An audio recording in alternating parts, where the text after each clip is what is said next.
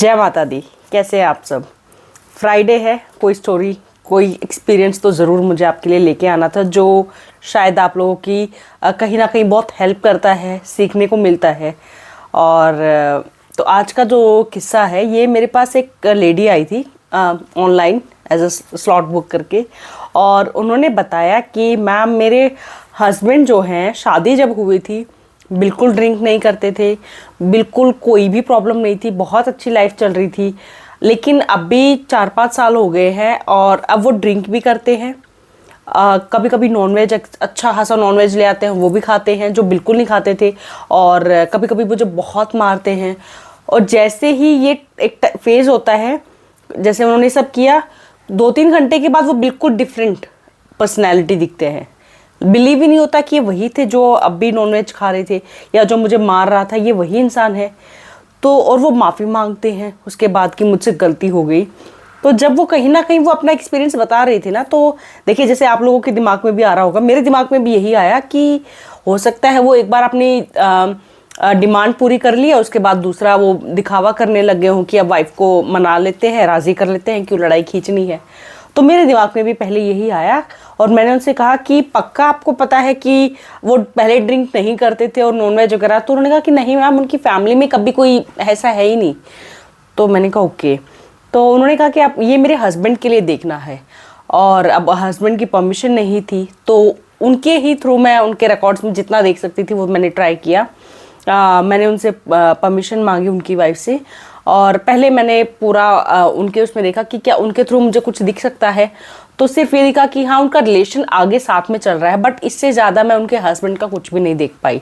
तो मैंने उन्हें कहा कि आप ऐसे करिए, अगर आपके हस्बैंड अभी आसपास हैं, 15 मिनट में आ सकते हैं, बिकॉज आपने हाफ एन आवर का लिया है, उनकी परमिशन मिल जाएगी तो मैं उनके रिकॉर्ड्स ओपन करके ही बता सकती हूँ।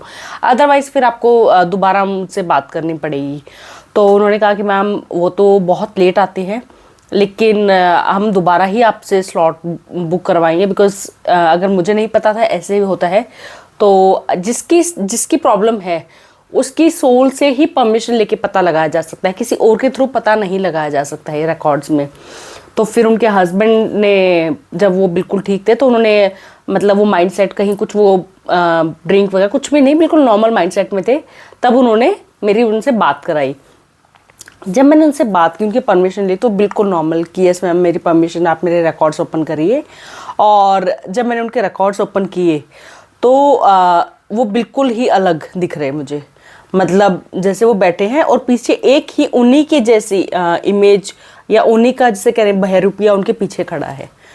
तो मैं वो देख के, उनके रिकॉर्ड्स में दिख रहा था, तो मैं वो देख के, अब इसका दो मतलब होते हैं, हो सकता है कि वो डबल पर्सनैलिटी हो या कुछ भी। तो मैंने और थोड़ा सा डीप उनके जाके देखा कि ये क्या दिख रहा है, ये क्यों है, कौन है। तो फिर जब मैंने उनके रिकॉर्ड्स में जाके देखा कि कौन है, तो वो जो मुझे बहरूपिया दिख रहा था, उसने अपने रंग बदलने स्टार्ट कर दिए। कभी वो किसी रूप में दिख रहा था, कभी किसी रूप में दिख रहा था। तो फिर मैंने उससे पूछा कि तुम कौन हो? तो उसने कहा कि मैं इसके साथ ये रात को खेत में, बिकॉज वो एक उनकी फैमिली में जो बैकग्राउंड था वो फार्मर थे वो, एंड उन्होंने रात को खेत में पानी देने गए हुए थे। जैसे होता है ना, आप अगर किसी खेतों में जो क्रॉप होती है, जो भी फसल होती है, उसको पानी वगैरह देने के लिए जाना पड़ता है। तो पानी वगैरह दे के आ रहे थे, और उन्होंने आते हुए कहीं ऐसी जगह यूरिन पास किया, ऐसी जगह बाथरूम कर दिया जहाँ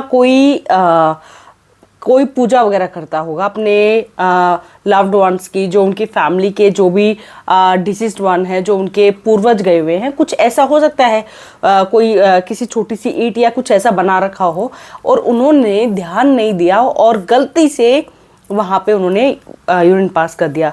तो जो वो उनके पितर थे, जो भी जिनके पूजा, वो उनके साथ, बिकॉज उनको गुस्सा आया और वो उनके साथ चल दिया कि तुमने ये किया है, अब तुम बच के दिखाओ।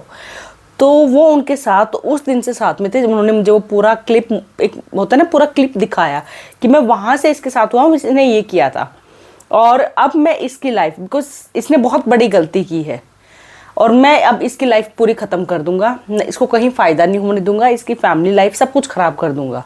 उन्होंने ये बिल्कुल क्लियर कट बोला। तो मैंने वापस मैंने आंखें खोली, और फिर मैंने वो जो सामने थे, मैंने उनसे बात की। मैंने कहा आप कहीं ऐसा? तो उन्होंने, मैंने कहा ये देखिए आपने कब ऐसा किया है? तो उन्होंने कहा हाँ मैं कहीं और गया हुआ था, मेरे बहन के घर कुछ ऐसे गया हुआ था, और मुझे अब किसी दूसरे के, आप जैसे मानिए आप अपने डेली खेत में जा रहे हैं तो आपको एक रास्ता याद होता है कि कहाँ पे क्या है, लेकिन आप कहीं दूसरी जगह गए हुए होते तो कई बार नहीं पता होता है कि कहाँ पे क्या है। तो कहते मैम हो सकता है मैंने किया हो, बिकॉज मैं कहीं और गया हुआ था कुछ टाइम पहले, एंड ये तब से ही स्टार्ट हुआ है। और उन्होंने कहा कि मतलब हमें लग रहा था कि हो सकता है किसी ने कुछ खिला पिला दिया हो, बट आपने जो बताया है ये बिल्कुल हो सकता है, ये मैं कई बार कर देता हूँ। तो मैंने उनसे फिर मैंने वापस रिकॉर्ड्स में गई और वो जो स्पिरिट थी मैंने उससे पूछा कि अब क्या चाहिए आपको? तो उन्होंने कहा कि इसे कहो मेरे वहाँ पे आए और मुझसे माफ़ी मांगे, वहीं पे जाना है और माफ़ी मांगना है, और वहाँ मेरा प्रसाद वगैरह जो भी है वो चढ़ा कर आए और मुझसे माफ़ी मांगे। तो फिर मैंने कहा ठीक है, लेकिन आप उसके बाद इन्हें तंग नहीं करोगे? तो उन्होंने कहा नहीं उसके बाद तो नहीं करूँगा, पहले इसे कहो कि वहीं जाए और माफ़ी मांगे। अब मैंने कहा ठीक है। अब सबसे बड़ी यहाँ पे क्या प्रॉब्लम आ गई कि अब कैसे पता कि कौन सा पेड़ था, कहाँ किया था, क्योंकि अगर आप मानिए वैसे आप जा रहे हैं ना, नहीं याद रहता है, और स्पेशली रात को। तो मैंने कहा अब ये पहचानेंगे कैसे आपको, मतलब कि कहाँ किया था इन्होंने? तो फिर उन्होंने एक वो बताया कि वहाँ से जैसे खेतों में होता है ना, छोटी सी नाली जा रही होती है जिसमें से पानी जा रहा होता है, और हर मतलब अपने अपने ज़मीन में लोग निकाल रहे होते हैं उस पानी को। तो उन्होंने कहा कि बराबर से नाली जा रही है, और नाली के जस्ट मतलब 2 खेत पहले ही वो वहाँ पे है, उसको पता चल जाएगा।